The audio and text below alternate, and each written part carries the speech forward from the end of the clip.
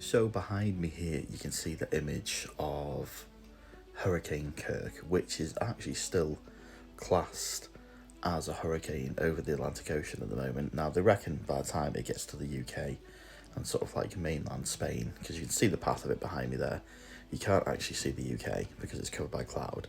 But if you look just below where the sort of path of the hurricane goes, it's sort of between sort of Spain, France, and basically the UK.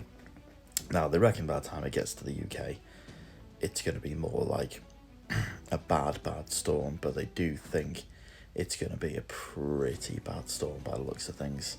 Like very, very, very strong wind, torrential downpours, the usual that we expect from bad storms, but apparently this one's going to be particularly bad. The fact that it's still tumbling towards us being classed as a hurricane is pretty scary, to be fair. But as we all know, by the time hurricanes usually hit mainland UK, Ireland and that, it is usually just pretty windy, and you know what we're like. We can't cope with snow whatsoever as a country in the UK. We are pathetic when it comes to snow, but rain and wind we seem to cope with pretty well. I wonder why that is. Probably because we get so fucking much of it. But yeah, I thought I've been following this all week, this hurricane. It's how boring I am.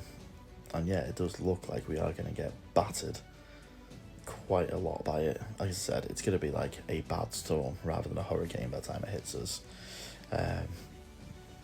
as it usually is. But it could even send parts of the country snowing. Apparently the temperatures are set to tumble, and apparently we could see some snow as well. But yeah, I just thought that was quite interesting. Some people might not find it interesting, but I find it mad. Like, I've always found like the weather like dead interesting. I don't know why. But yeah, just thought I'd share that with you this morning.